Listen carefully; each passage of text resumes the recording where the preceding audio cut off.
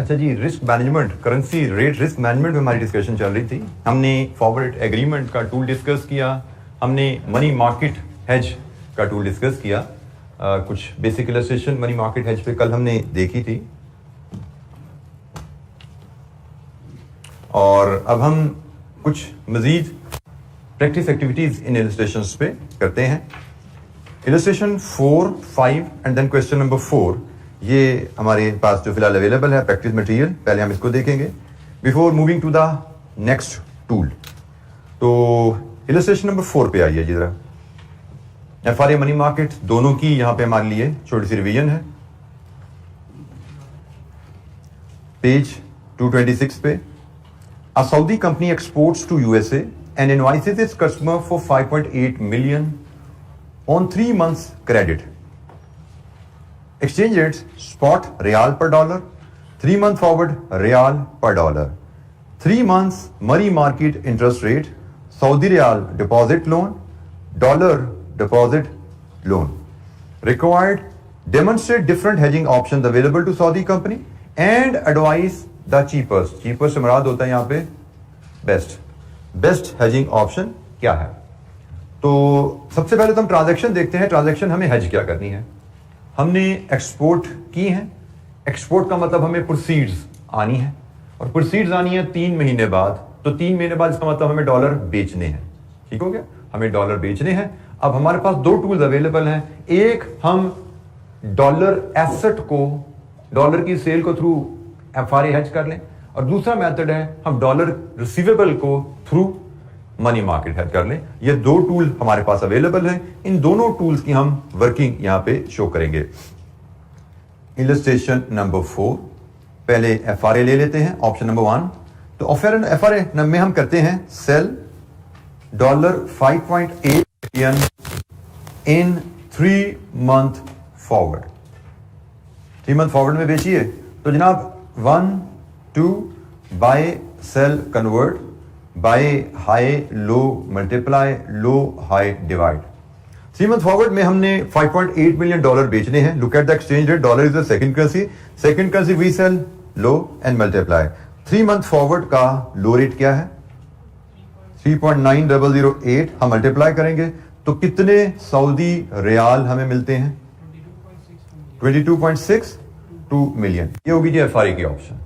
अगर हम एफआरए से चलेंगे, $5.8 million के बदले 3 महीने बाद हमें इतने सऊदी रियाल गारंटी होते हैं। दूसरी ऑप्शन मनी मार्केट की हमारे पास। मनी मार्केट में मैंने आपसे कहा जी सबसे पहले 3 स्टेप्स आपको लिखने हैं। पहले हम 3 स्टेप्स लिखेंगे, then we will perform the calculation. Step number 1, हमें डिसाइड करना है हमें फॉरेन करेंसी डॉलर के साथ करना क्या है। क्या उसका लोन लेना है या डिपॉजिट करना है? डॉलर एसेट को हेज करना है तो डॉलर लायबिलिटी चाहिए, डॉलर लोन चाहिए। ठीक है, बेसिक प्रिंसिपल। पहला स्टेप हमारा हमेशा यह रहेगा कि हमने फॉरेन करेंसी लोन लेनी है या डिपॉजिट करनी है। तो अगर आपने फॉरेन करेंसी एसेट को हेज करना है, डॉलर रिसीवेबल को हेज करना है, तो आपको डॉलर लोन की जरूरत है। अगर आपने डॉलर लायबिलिटी को हेज करना है तो आपको डॉलर डिपॉजिट चाहिए होता है। ठीक हो गया, ये बेसिक स्टार्टिंग पॉइंट हमारा मनी मार्केट हेज का। तो हमने डॉलर एसेट को हेज करना है, हमें डॉलर बोरो करने हैं। तो पहला स्टेप हमारा होता है बोरो डॉलर, और जब डॉलर बोरो करने हैं तो तीसरा स्टेप भी हमें पता है, हमें डिपॉजिट करने हैं सऊदी रियाल। और in between step number 2, dollar borrow करके बेचेंगे तो सऊदी रियाल मिलेंगे ना। तो हम करेंगे सेल डॉलर, और ख्याल रखना होता है ये हमेशा स्पॉट रेट पे किया जाते हैं, क्योंकि क्वेश्चन में फॉरवर्ड रेट भी अवेलेबल है। मनी मार्केट में बाइंग सेलिंग हमेशा स्पॉट आज की तारीख में की जाती है। अच्छा जी, अब आ जाइए कैलकुलेशन की तरफ। बोरो डॉलर, एक्स डॉलर बोरो करो। डॉलर किस रेट पे बोरो होता है? डॉलर बोरो होता है जी 7.5 पे, 0.075 फ्रैक्शन में बोरो करना है 3 महीने के लिए। 3/12 इज इक्वल टू 5.8 million। अच्छा, यहां पे एक चीज आपने नोट की, हमें लिखा हुआ है 3 month money market interest rate. 3 month money market interest rate. Don't get confused, rates are always annual. Rates are always annual. 3 month की इंप्लीकेशन यहां पे क्या है? These are the annual rates applicable to 3 month loans and 3 month maturity deposit. आपको पता होना चाहिए, हमने कॉस्ट ऑफ कैपिटल में कहीं बात की भी है कि जैसे जैसे लोन की या डिपॉजिट की मैच्योरिटी बढ़ती है, सालाना इंटरेस्ट रेट बढ़ता जाता है। डिफरेंट मैच्योरिटी के डिपॉजिट्स के लिए, डिफरेंट मैच्योरिटी के लोन्स के लिए रेट्स फर्क होते हैं। लॉन्गर टर्म मैच्योरिटी के रेट्स हायर होते हैं, शॉर्ट टर्म मैच्योरिटी के रेट्स कम होते हैं। नॉर्मली यील्ड कर्व याद है, यील्ड कर्व क्या बता रही थी? मैच्योरिटी बढ़ने से नॉर्मली रेट हाई हो जाते हैं, मैच्योरिटी कम होने से नॉर्मली रेट कम हो जाते हैं। आज तो हमने इनवर्स यील्ड कर्व भी देखी थी, बट नॉर्मली मैच्योरिटी बढ़ने से रेट बढ़ते हैं। तो ये 3 मंथ का मतलब 3 मंथ मैच्योरिटी के लिए रेट है। तो 3 मंथ मैच्योरिटी के लिए रेट है। Rates are always annual, rate कभी 6 मंथली नहीं कोट होते, ठीक है। तो ये हमें चूंकि 3 मंथ मैच्योरिटी का ही लोन, 3 मंथ मैच्योरिटी का ही डिपॉजिट चाहिए, तो यही रेट्स हमारे लिए रेलेवेंट है रेट्स। लेकिन चूंकि एनुअल है, इसको 3/12 के लिए हमने एडजस्ट किया। तो सॉल्व इट फॉर एक्स। जनाब कितने डॉलर हमें बोरो करने आज? 5.69 मिलियन। इन डॉलर को बोरो करके आज ही सेल कर देंगे। डॉलर सेकंड करेंसी स्पॉट पे सेल करेंगे। सेकंड करेंसी लो पे सेल होती है और मल्टीप्लाई होती है। 3.7498 ये सेल करके हमें कितने सऊदी रियाल मिले? 21.34। इनको हम डिपॉजिट करवा देंगे। सऊदी रियाल डिपॉजिट होते हैं, डिपॉजिट 8% पे। इनको हम 3 मंथ्स के लिए डिपॉजिट कर देंगे 3/12। तो बताइए 3 महीने में कितने सऊदी रियाल इकट्ठे हो जाएंगे हमारे पास? 21.77। हमसे पूछा गया है बेहतर ऑप्शन बताइए। मनी मार्केट से चलेंगे तो हमें 5.8 मिलियन डॉलर के बदले इतने रियाल मिलेंगे। एफआरए से चलते हैं तो हमें जनाब ये वैल्यू मिल रही है। Which one is better? कौन सी ऑप्शन बेहतर है, एफआरए और मनी मार्केट? कंपनियां डुबोएगा तो अपनी। आप डॉलर बेच रहे हो तो बेच के जहां ज्यादा पैसे मिल रहे हैं वही अच्छा है ना। तो FRA is better. Money market से हमें 5.8 मिलियन डॉलर के बदले 21.77 मिलेंगे। एफआरए से हमें 5.8 के बदले ये मिल रहे हैं। बेहतर ऑप्शन कौन सी है? आल्डोस ने रिक्वायरमेंट में वर्ड चीपर का यूज किया, but cheaper does not necessarily mean जिसकी वैल्यू कम है। चीपर से मराद फाइनेंशियली कंपनी के लिए फायदेमंद ऑप्शन कौन सी है?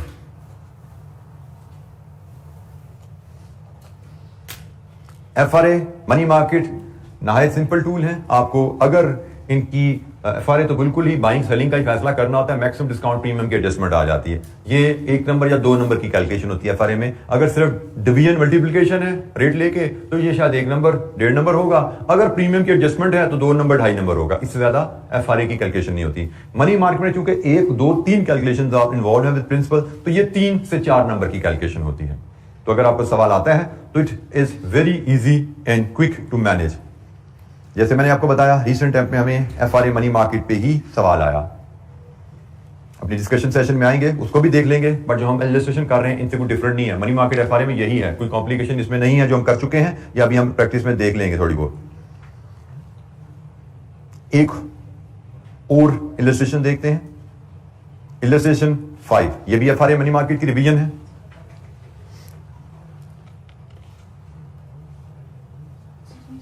ये बेटा अगर होता तो देख लेंगे, फिर रेट भी ये ना होते और फिर डिपॉजिट भी ये ना होता और लोन भी ये ना होता, फिर बहुत कुछ बदल जाते। ठीक है, it's not that simple. German company, illustration number 5। German company has recently imported raw materials from the USA and has been invoiced for $171,000। अच्छा, इस क्वेश्चन में जी पहली चीज आ गई, हमने इंपोर्ट किया यूएसए से, जर्मन कंपनी ने उसको इनवाइस हुई 171, तो मतलब ये तो पेबल आ गया। इंपोर्ट के अगेंस्ट तो पेमेंट करनी होती है आपने। In addition it has also exported finish goods to Australia and Australian customer has been invoiced for $295,000 payable in 4 months. तो एक ऑस्ट्रेलियन डॉलर को ऑस्ट्रेलियन कस्टमर को एक्सपोर्ट हुई भी है और एक अमेरिकन सप्लायर से इंपोर्ट हुई भी है। तो $171,000 पेबल है, अमेरिकन डॉलर पेबल है, और $295 ऑस्ट्रेलियन डॉलर रिसीवेबल है। 2 ट्रांजैक्शन। इसका मतलब यहां पे इस क्वेश्चन में हम 2 एफआरए और 2 मनी मार्केट करने जा रहे हैं। Dollar euro spot, euro is the German home currency, Germany की होम करेंसी यूरो है। अमेरिकन डॉलर यूरो का स्पॉट रेट क्या है डॉलर पर यूरो, और 3 मंथ फॉरवर्ड क्या है। फिर यूरो ऑस्ट्रेलियन डॉलर स्पॉट क्या है, 4 मंथ फॉरवर्ड क्या है।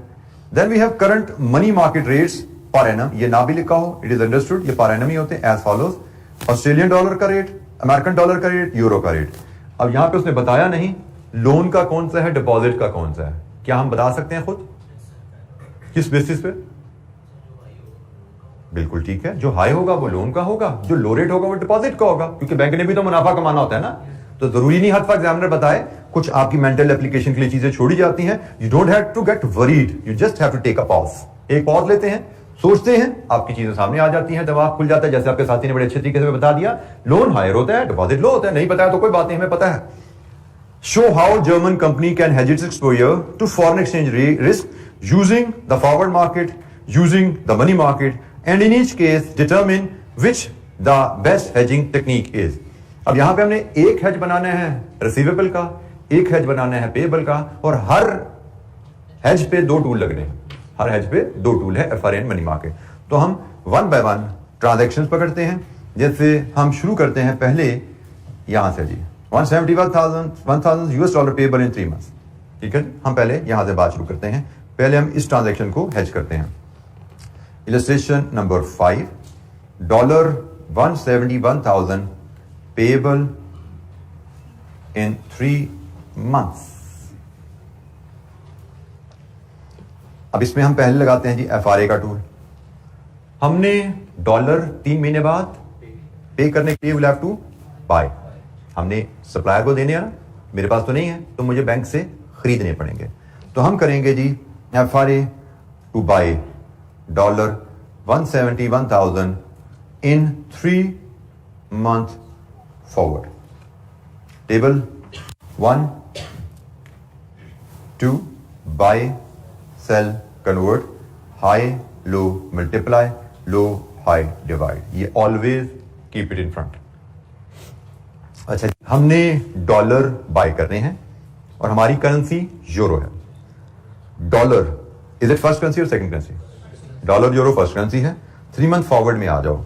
फर्स्ट करेंसी बाय होती है लो पे, डिवाइड। 3 month फॉरवर्ड में लो रेट से डिवाइड करो लो रेट से। 3 month फॉरवर्ड में 0.9520 लीजिए जी। यहां पता लगा आपकी यूरो में कॉस्ट ऑफ बाइंग डॉलर क्या है।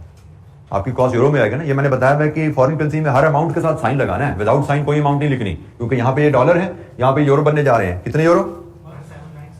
179,622। अगर FRA करेंगे तो $171,000 will cost you 179,622 euro in 3 months time.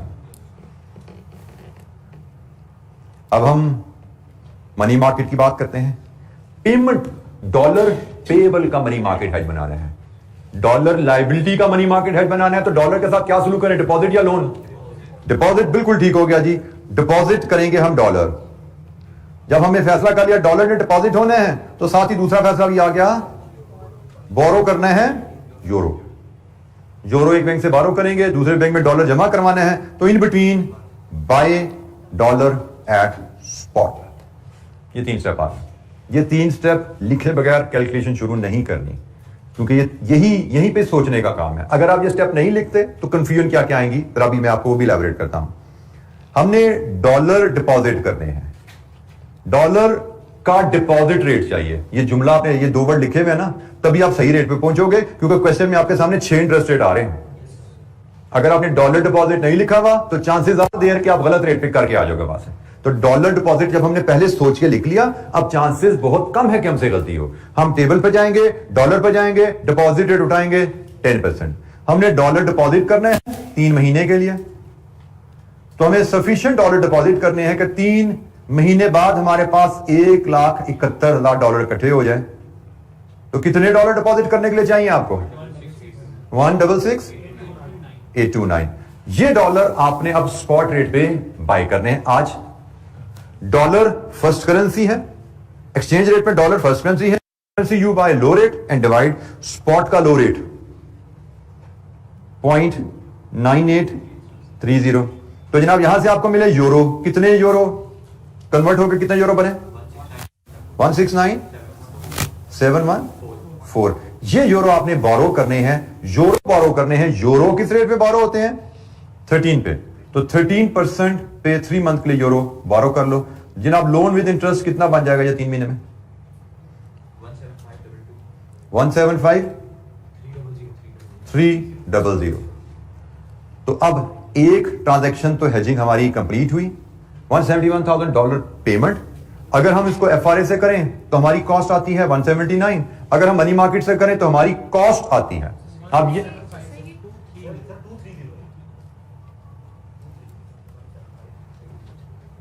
अगर हम $171,000 की पेमेंट बुक करें FRA से तो हमारी कॉस्ट क्या है, $171,000 की पेमेंट बुक करें मनी मार्केट से तो हमारी कॉस्ट क्या है, पेमेंट है, डॉलर खरीदने की कॉस्ट। तो कॉस्ट जहां पे कम है दैट इज बेटर। तो हमने कहा जी हमारे लिए मनी मार्केट का टूल अच्छा है, डॉलर पेमेंट के लिए मनी मार्केट का टूल अच्छा है, क्योंकि पेमेंट करते हुए we are interested in keeping our cost to minimum. पिछला केस था प्रोसीड्स का, ये था केस प्रोसीड्स का कि भाई हमने डॉलर बेचने थे, तो बेचते हुए we are interested in maximising our proceeds, कि जहां ज्यादा पैसा मिलता है वो अच्छा है।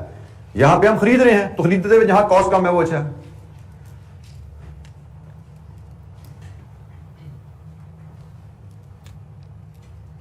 अच्छा जी, अब हम दूसरी ट्रांजैक्शन पे आते हैं। ये हमने US dollar 171,000 payable in 3 months इसको कवर किया।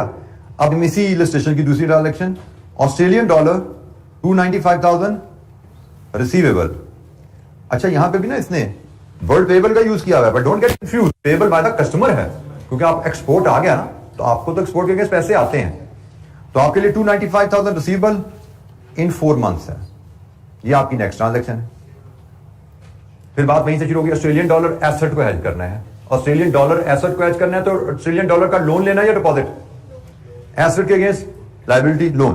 तो जनाब बोरो, स्टेप नंबर 1 आपका borrow Australian dollar, calculation number 1। Australian dollar borrow होने हैं तो डिपॉजिट क्या होगा जी, local currency, other currency euro, और कनेक्शन क्या हुआ, sell Australian dollar at spot. Buy sell हम हमेशा फॉरेन करेंसी करते हैं ना, फॉरेन करेंसी बोरो डिपॉजिट होगी सबसे पहले, उसके बाद बाय या सेल फॉरेन करेंसी की जाती है, और थर्ड स्टेप में डिपॉजिट या बोरो लोकल करेंसी की जाती है।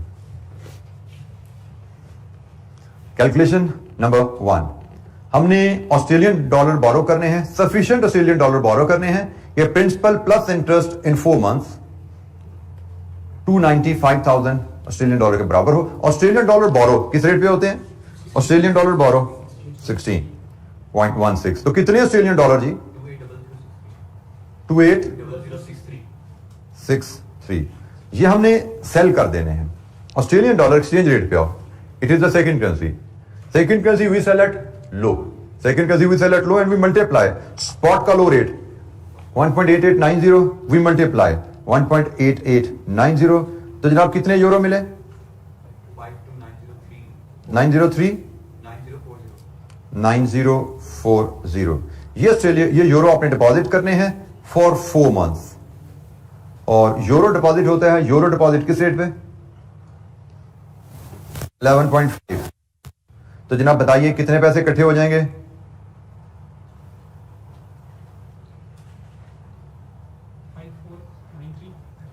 549320।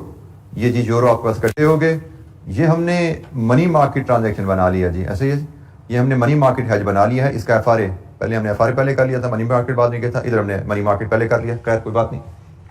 अगर हम मनी मार्केट से 295,000 रिसीवेबल को हेज करेंगे, हमें उसके केस इतने यूरो मिलते हैं।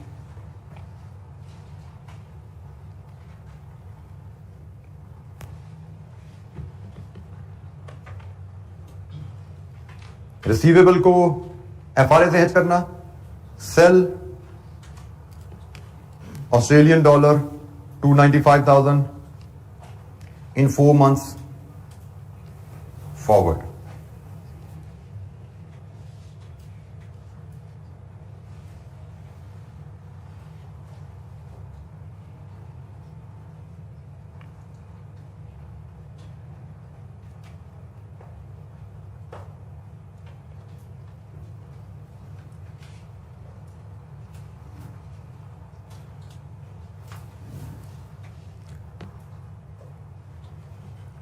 अच्छा जी, ऑस्ट्रेलियन डॉलर एक्सचेंज रेट में जाइए, it is the second currency. हमने ऑस्ट्रेलियन डॉलर सेल करने हैं, second currency we sell, second currency we sell, go to the table, low and we multiply, low rate से मल्टीप्लाई करें, it is 1.9510। तो तो जनाब कितने यूरोस? 545। लीजिए जी, ये प्रोसीड का केस है, जहां पे प्रोसीड्स ज्यादा हैं that is better, we go with this option. हमने कंपेयर किया इस वैल्यू को इसके साथ, प्रोसीड्स का केस है, जहां पे प्रोसीड ज्यादा है वो ऑप्शन बेहतर है, we will recommend FRA। So receivable के लिए FRA बेहतर टूल हमें नजर आ रहा है यहाँ पे, और पेमेंट के लिए हमें मनी मार्केट बेहतर टूल नजर आया था।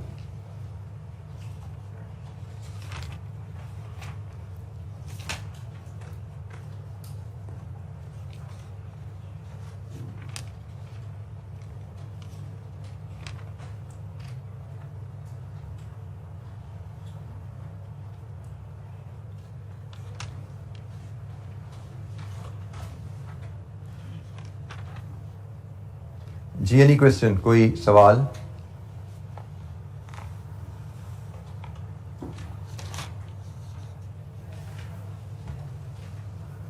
अच्छा, क्वेश्चन 4 है पेज 241 पे, क्वेश्चन 4 FRA से रिलेटेड क्वेश्चन है गालबन, उसको भी जरा देख लेते हैं कि आई कैप की क्वेश्चन बैंक में हमें ये मिलता है।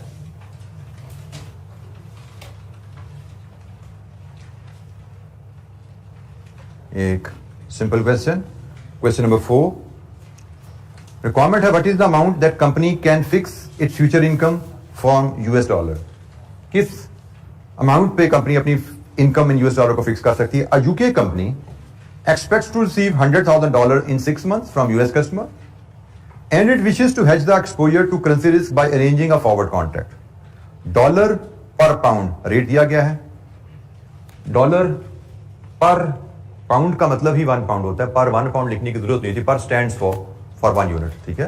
तो ये 1 यहां पे रेयरली नजर आता है, बट यू शुड अंडरस्टैंड कि पर पाउंड का मतलब $1, 1 पाउंड। स्पॉट पाउंड का दिया गया है, ये अंडरस्टूड है। यहां पे एक आपको नोट्स में भी चीज लिखी नजर आई थी कि अक्सर फॉरेन एक्सचेंज रेट जब कोट किए जाते हैं तो उसमें एक्सप्रेशन थोड़ा सा डिफरेंटली कर दिया जाता है। यहां पे अगर एक्सप्रेशन में से एग्री नहीं करता, यहां पे लिखा होता शायद डॉलर, तो ये अंडरस्टूड था ये डॉलर पर पाउंड है। पाकिस्तान में जैसे एक्सचेंज डीलर के पास जाते हैं ना, वो आपको कहता है जी डॉलर का रेट चल रहा है से 240 242, वो कभी आपको रुपीज पर डॉलर नहीं बताता, वो कहता है डॉलर का रेट है, ये आपको पता है रुपीज पर डॉलर बोल रहा है वो, ठीक है ना। वो रियाल का रेट कहता है जी सऊदी रियाल चल रहा है जी 70 रुपए का, आपको पता है ये जो रेट बोल रहा है वो रुपीज पर रियाल है, जरूरी नहीं कि वो रुपीज आपके सामने लिख के कोट भी करे। सो एक्सचेंज रेट में अक्सर सिर्फ फॉरेन करेंसी का जिक्र कर दिया जाता है। अगर आपको बेस बता दी गई है कि भाई रेट हमारे ऐसे कोट होते हैं, तो उसके बाद यहां पे आपको सिर्फ डॉलर भी लिखा नजर आए तो आपको पता है कि ये डॉलर पर पाउंड है, ये डॉलर का रेट है, और डॉलर का रेट डॉलर पर पाउंड कोट होता है। ये डॉलर का रेट है और पाकिस्तान में rupees per dollar rate quote होता है, ये अंडरस्टूड होता है। तो जनाब हमें उसने रेट दे दिया, spot rate 6 month forward premium. अब प्रीमियम ये है यकीनन पॉइंट्स में, और पॉइंट्स में जब प्रीमियम है तो we must be able to read it as 0.0231 and 0.0240। Points का मतलब आप इसको फ्रैक्शन में कैसे कन्वर्ट करते हैं। हमें 6 स्पॉट दिया गया है, 6 मंथ प्रीमियम दिया गया है, हमने प्रीमियम को एडजस्ट करना है। तो जनाब are we dealing with a direct quote और indirect quote? This is indirect coat.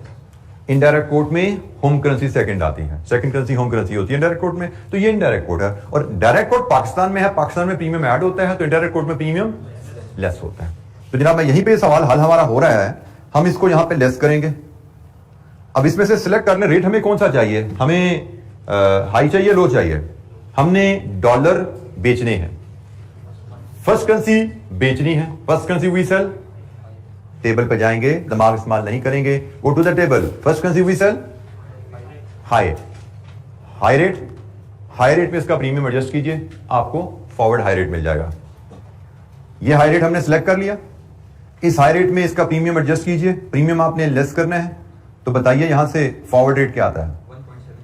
7309। ये जी फॉरवर्ड रेट आ गया आपके पास, this is your forward rate. आपने $1,00,000 फॉरवर्ड रेट में बेचने हैं, फर्स्ट करेंसी बेचनी है, डिवीजन इज यूज्ड। कितने स्टर्लिंग? 5773। हमने टेबल की मदद से स्पॉट में सूटेबल रेट सेलेक्ट किया, उसमें उसका रिस्पेक्टिव प्रीमियम एडजस्ट किया, फॉरवर्ड आ गया। फॉरवर्ड रेट को यूज करते हुए अपनी ट्रांजैक्शन पे हमने एक्सपेक्टेड प्रोसीड्स निकाल ली और यही जवाब हमारा यहाँ पे आ रहा है जो एग्जामिनर के सोल्यूशन पे भी हमें गिवन है। जी, एनी क्वेश्चन, कोई सवाल?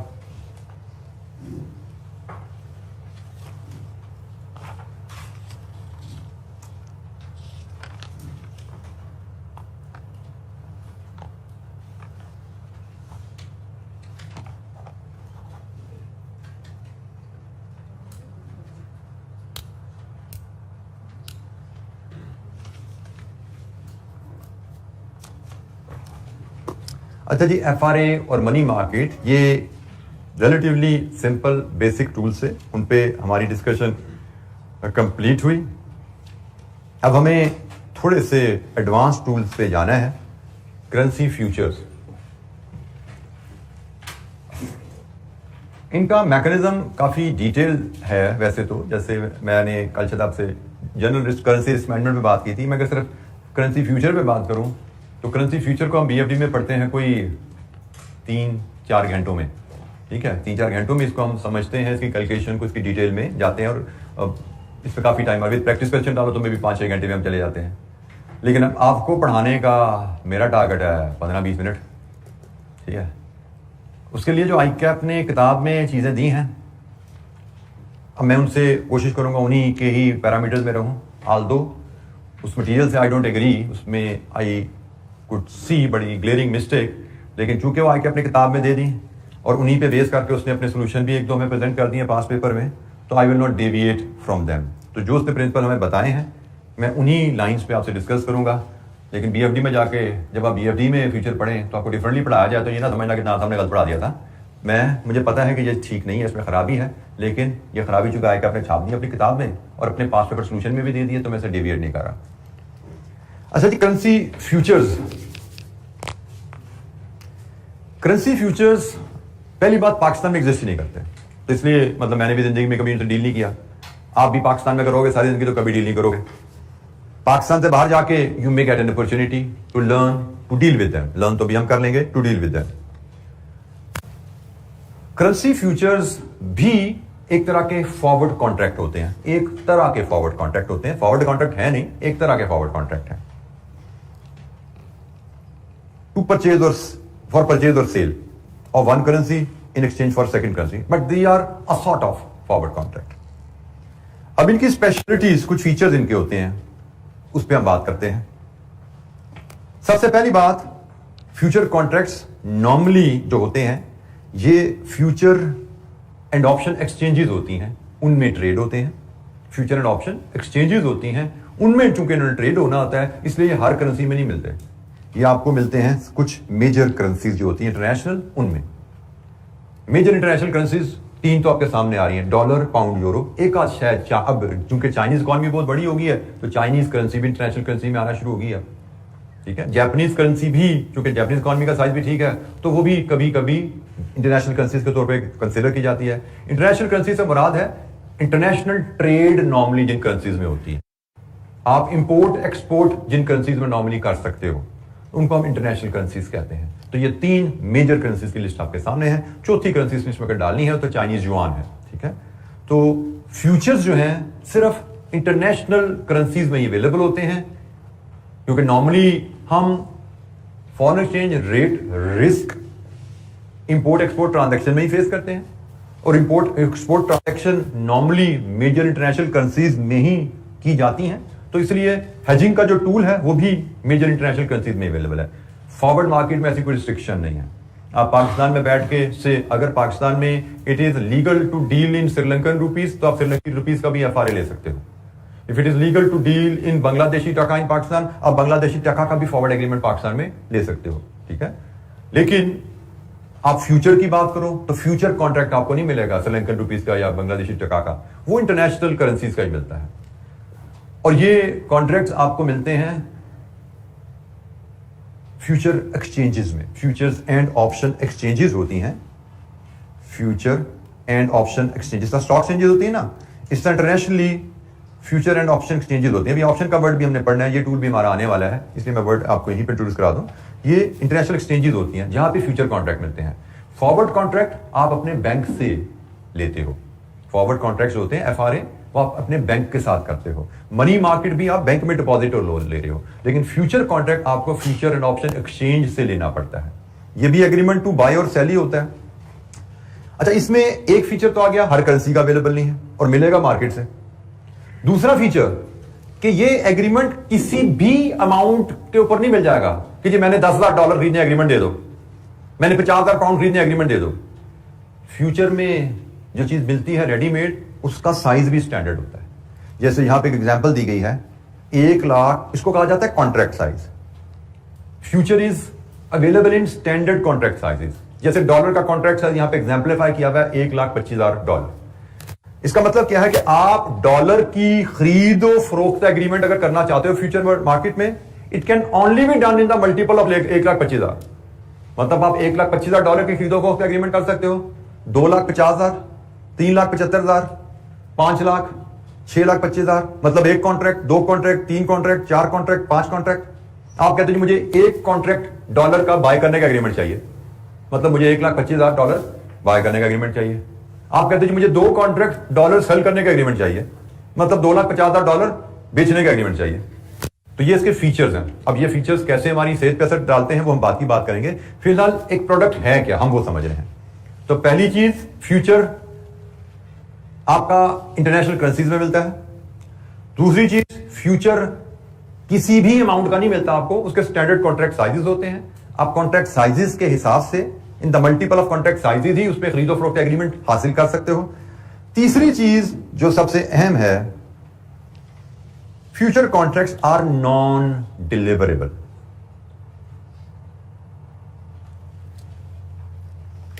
नॉन डिलीवरेबल का मतलब इन कॉन्ट्रैक्ट के अगेंस्ट करेंसी डिलीवरी नहीं होती। अब जरा deliver, forward rate contract deliverable contract है।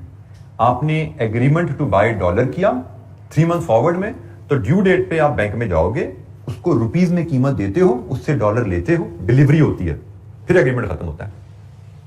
एफआरए एग्रीमेंट टू बाय है, एफआरए एग्रीमेंट टू सेल है, and you actually buy, you actually sell, you get delivery, you give delivery.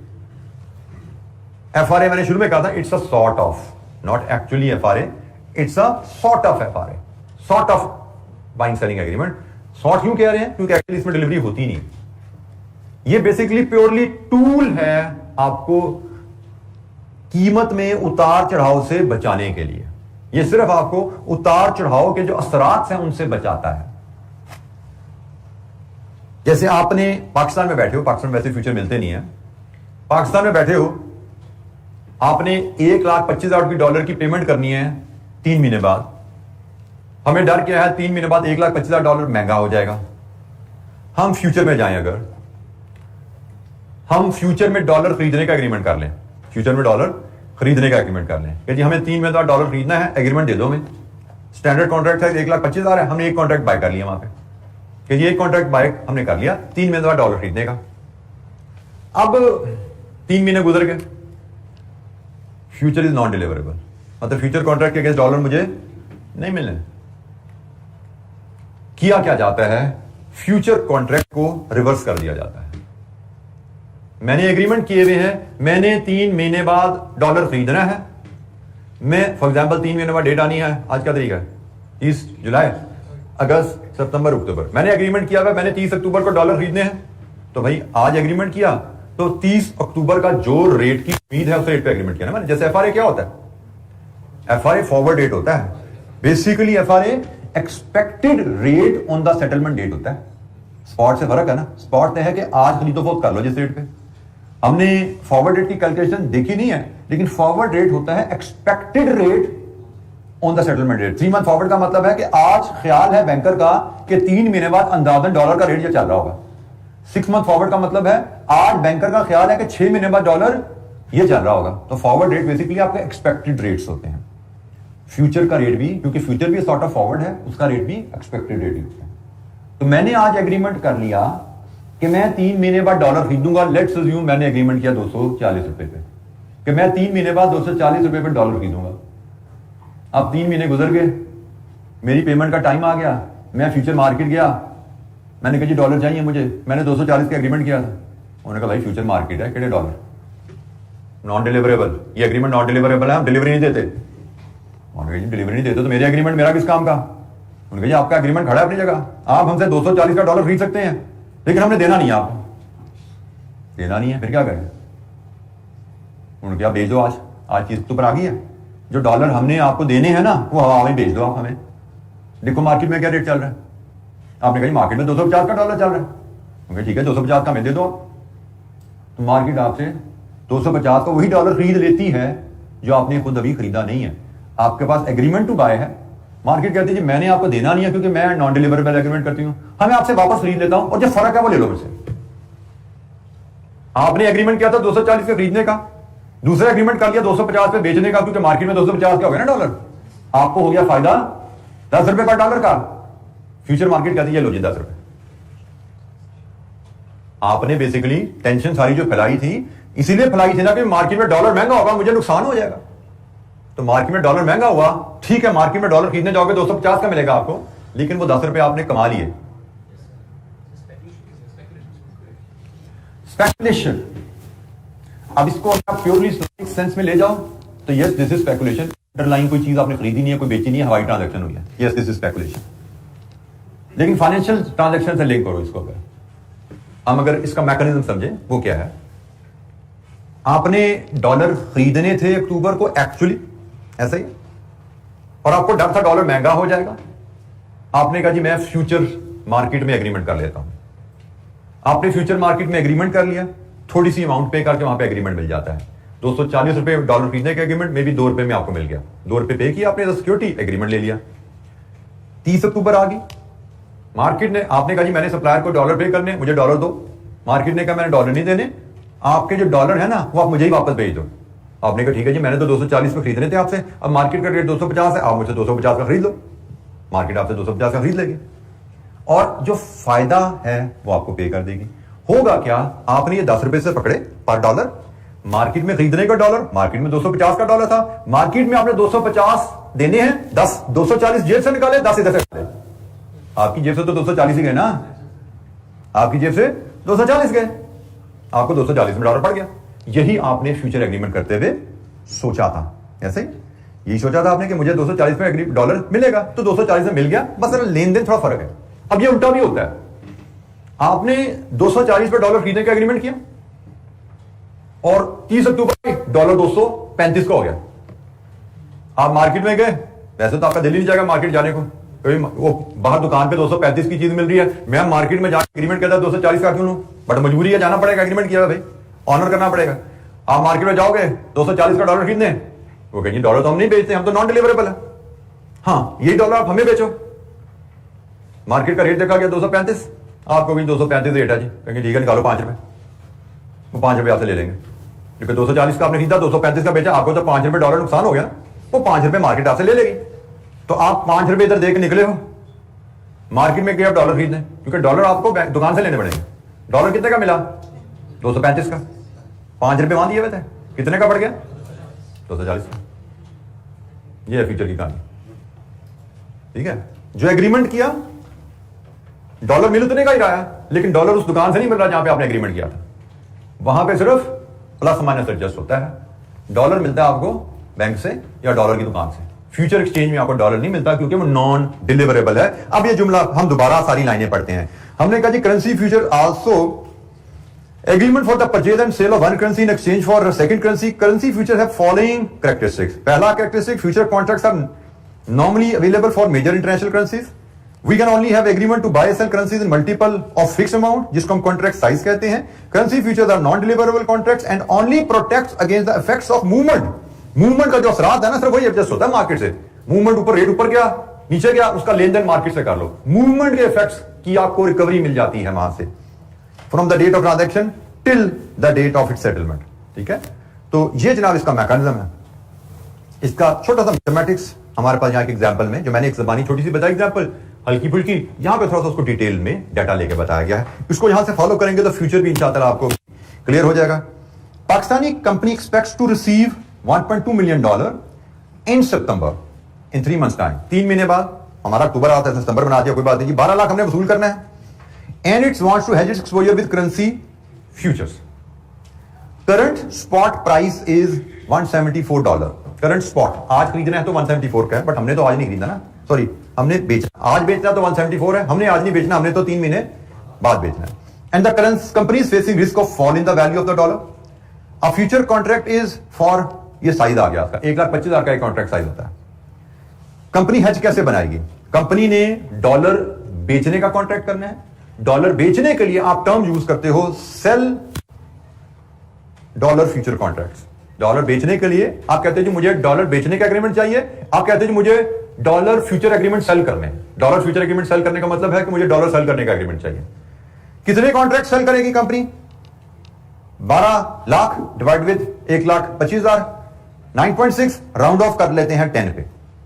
Simple rounding off principle. ये 9.4 आता तो मैं 9 पे round off कर लेता. ये 9.5 आता मैं इसको 10 पे राउंड ऑफ करता. 9.8 आया 10. Simple rounding of. ठीक है. हमने कितनी अमाउंट हेज करनी है? 12 लाख डॉलर के कॉन्ट्रैक्ट नहीं मिलते, कॉन्ट्रैक्ट तो 1,25,000 के मल्टीपल में मिलते हैं. उसके हिसाब से हम डिवाइड किया 9.6 राउंड ऑफ कर लिया 10. हमने 10 कॉन्ट्रैक्ट्स सेल करने हैं डॉलर फ्यूचर के. ठीक है जी. अब ये राउंडिंग ऑफ के क्या असरात हैं, इस पे भी हमारा कोई लेन देन नहीं है. हमने बात खत्म हुई. हमने 10 कॉन्ट्रैक्ट सेल कर दिए. Suppose the company sells September future contracts at this price. सितंबर का जो रेट मिला ना हमें, वो ये रेट मिला जी. सितंबर का हमें रेट 172.235 मिला है. ये एक तरह का हमारा फॉरवर्ड रेट हो गया कि हमारा फॉरवर्ड रेट 72.235 है. ये हुआ क्या? If dollar is stronger in September, dollar हमें डर था गिर जाएगा, गिरा नहीं, वो 175.135 पर रह गया. हमने एग्रीमेंट किया है डॉलर बेचने का इतने पे, और डॉलर मार्केट में उसका चल रहा है इतना. अब हमने बेचने का एग्रीमेंट किया हुआ, हम फ्यूचर मार्केट में गए, हमने कहा जी हमने डॉलर बेचने हैं. तो फ्यूचर मार्केट कहती है जी मैं तो नॉन डिलीवरेबल मार्केट हूं, मैं तो आपसे डॉलर नहीं खरीदता, तो आप एक काम करो मेरी ही मार्केट में डॉलर खरीद लो, तो आपकी ट्रांजैक्शन खत्म हो जाएगी, नफा नुकसान सेटल कर लेते हैं. जैसे पहले बाइंग की ट्रांजैक्शन करते हैं, सेल की भी वैसे होती है कि मेरी ट्रांजैक्शन में डॉलर खरीदो. आपने कहा ठीक है जी मैं खरीद लेता हूं आपकी ट्रांजैक्शन में. मैंने आपकी ट्रांजैक्शन में बेचने का, आपकी मार्केट में बेचने का एग्रीमेंट किया था इस प्राइस पे, मैं आपकी मार्केट में आज के रेट पे बाय भी कर लेता हूं. तो ये जनाब आ गया loss rupees per dollar. 2.9 rupees per dollar मुझे नुकसान हो गया. ठीक हो गया जी.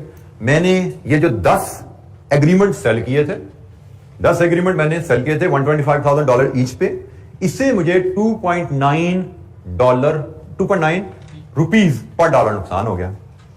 अच्छा ये जो है ना टिक शिक की बात, इसको मैं टच करता हूं बाद में. ठीक है. ये जो टिक शिक की कहानी है इसको मैं छोड़ता हूं, फिलहाल यहां पे छोड़ देता हूं. ये मैं हाईलाइट कर रहा हूं, इसको मैं कल आपको बताऊंगा. ये बताना जरूरी इसलिए कि आपको एमसीक्यू बेस्ड क्वेश्चन है, अदरवाइज मैं बीएफडी में चीज डिस्कस नहीं करता, जरूरत नहीं होती वहां पे. मैं इसको एलैबोरेट करूंगा कल. फिलहाल हमारे साथ हुआ क्या है? हमारे साथ हुआ ये कि हमने $1,25,000 के 10 कॉन्ट्रैक्ट लिए थे और हमें उस पर 2.9 रुपीज पर डॉलर नुकसान हो गया. तो हमें टोटल लॉस कितना हो गया? ये तो लॉस था पर डॉलर, ये तो रुपीज पर डॉलर है, तो टोटल लॉस कितना हो गया?